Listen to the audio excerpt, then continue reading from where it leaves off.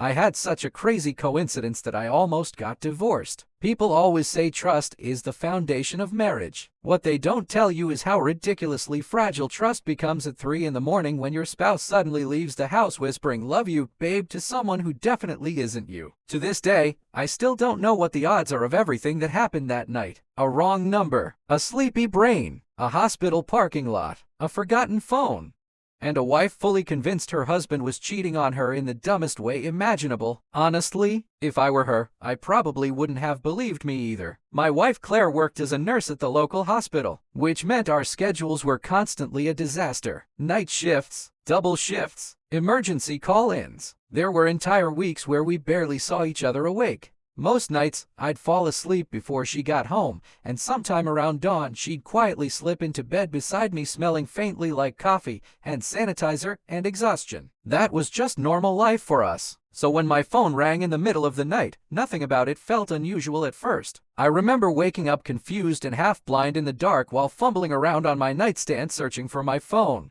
Claire always called instead of texting during emergencies because hospital shifts could get chaotic. So when I saw an unknown number pop up, my brain immediately assumed she borrowed someone else's phone. I answered while still barely conscious. "Hello," then I heard a woman's voice. "Hey babe," she said quickly. "My car won't start. Can you come pick me up from the hospital?" The voice sounded tired and rushed. Again, nothing weird. Claire constantly sounded exhausted after work. Still half asleep, I mumbled, "Yeah, okay. I'll be there soon. Love you." Then the voice replied automatically, "Love you too," and the call ended. Simple, normal, except for one tiny detail I somehow failed to notice. My wife was literally lying next to me in bed the entire time. To this day, I still cannot explain how my brain missed that. Sleep deprivation apparently turns human beings into NPCs. Because instead of realizing the woman beside me was Claire, my exhausted brain just accepted reality exactly as presented. Phone call equals wife needs ride. That's it. No critical thinking whatsoever. I got out of bed quietly, threw on clothes, grabbed my keys, and stumbled toward the front door like a zombie following programmed instructions. Somewhere behind me, Claire shifted awake slightly. Apparently she overheard enough to catch, "Okay babe, I'm on my way." Then heard the front door close. And naturally, her entire understanding of our marriage detonated instantly. Meanwhile, I drove toward the hospital completely unaware my wife was currently lying in bed imagining 18 different affairs. The hospital parking lot was mostly empty when I arrived. Cold, silent. Only a few scattered cars remained beneath the overhead lights. I parked near the emergency entrance and looked around expecting Claire to come walking out any second. Instead, the only person I saw was a young woman sitting on the hood of her car several rows away. She looked irritated and kept checking her phone. I waited a few minutes. Nothing. 10 minutes passed. Still nothing. Eventually, I started feeling confused. Claire was usually punctual, especially after long shifts because she wanted to get home immediately. I checked my pockets for my phone. Gone. That's when I realized I'd left it at home. Fantastic. I sat there another 10 minutes before finally getting out of the car. The young woman still sat beside her vehicle looking frustrated. I walked over carefully. "Hey," I said politely. "You okay?" She sighed dramatically. "My car died. Need help?" "My boyfriend's coming." I nodded. "Oh, gotcha." She looked me up and down briefly. "You waiting for someone too?" "My wife," I said. The irony of that sentence still kills me. I leaned against my car and waited longer. 20 more minutes passed. Still no Claire. At this point, confusion slowly started becoming concern. Maybe something happened inside. Maybe she got pulled into an emergency. Maybe she forgot to come outside. Finally, after almost an hour sitting in that parking lot like an idiot, I headed into the hospital. Inside, the overnight staff looked exactly how hospital night staff always look, half dead, fueled entirely by caffeine and trauma. I walked toward the nurse's station where I recognized one of Claire's co-workers named Jenna. The second she saw me, she looked surprised. "Mark, what are you doing here?" "I'm picking up Claire." Jenna blinked. "Claire's not working tonight." I laughed automatically. "What? She's off until Friday." The entire world seemed to pause for a second. "No, she called me." Jenna frowned. "Are you sure?" Suddenly every detail replayed in my head at once.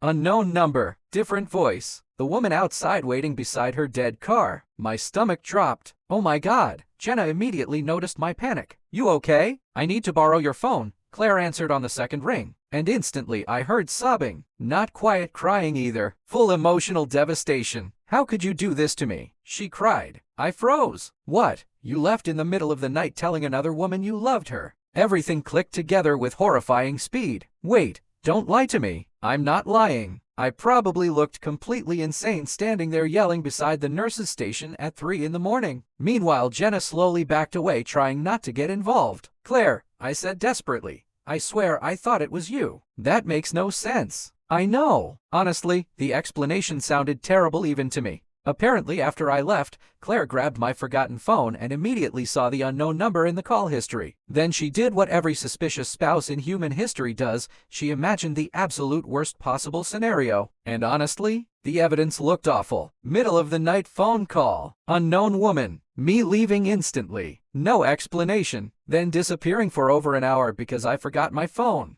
By the time I called back, she had apparently gone from heartbreak to full FBI investigation mode. She'd already searched local divorce attorneys online. One law office page was literally still open when I got home later, but before going home, I suddenly remembered the woman outside. The dead car, the boyfriend, the unknown number. I slowly lowered Jenna's phone and whispered, "There's no way." Then I ran back outside. The girl was still there sitting on her hood looking annoyed. I walked directly up to her. "Hey," I said carefully, "can I ask you something really weird?" She stared at me cautiously. "Sure. Are you absolutely positive you called your boyfriend tonight?" She frowned. "What? Just check the number." Now she looked confused too, but she opened her phone and pulled up the recent call. Then both of us stared silently at the screen. One wrong digit, one single number off. My number, not her boyfriend's. For about 3 seconds neither of us spoke. Then simultaneously, "No way." She started laughing first, not polite laughter either, full uncontrollable wheezing. Meanwhile, I just stood there exhausted beyond human comprehension. "I almost got divorced," I muttered. "Oh my God," she laughed. "You're the guy who answered?" "Yes, and you actually came? I thought you were my wife."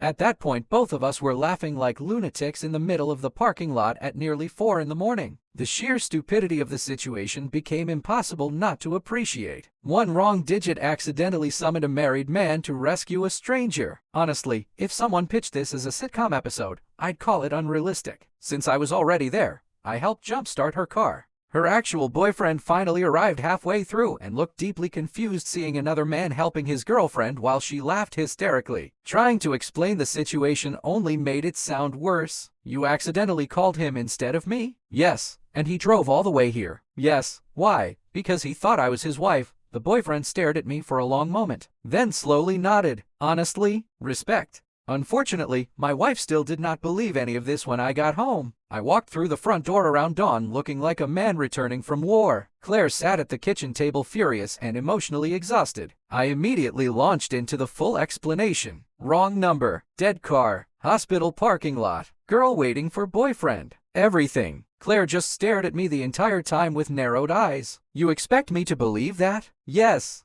You accidentally left to pick up another woman because you thought she was me while I was literally beside you in bed. When you say it out loud, it sounds bad. It sounds insane. And honestly, she had a point. Even I barely believed it. The next few days were rough. Claire wasn't screaming or threatening divorce anymore, but she definitely remained suspicious. Every time my phone buzzed, she'd glance over. Every time I mentioned work or errands, I could feel the skepticism lingering. Not because she wanted to distrust me, because the story sounded absolutely ridiculous. Which, fair enough. Then salvation arrived unexpectedly. 3 days later, Claire came home from work smiling so hard she could barely contain herself. Immediately I knew something changed. "What?" She dropped her bag onto the couch laughing. "You idiot." That was already an improvement over potential divorce. Apparently one of her co-workers had been gossiping during lunch about a girl from the hospital whose car died overnight. The girl accidentally called the wrong number trying to reach her boyfriend. And according to the story, some random married guy actually showed up.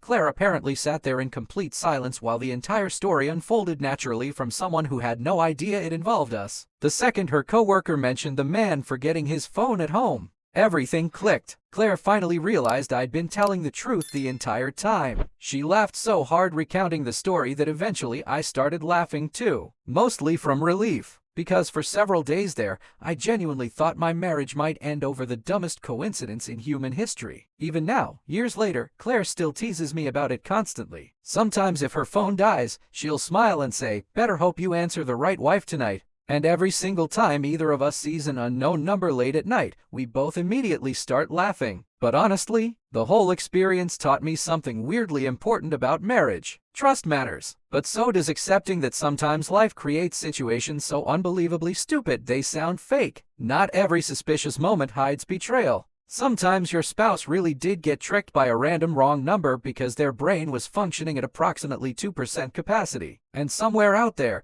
there's still a woman telling people the story about how she accidentally called a stranger for help, and some exhausted married idiot actually showed up.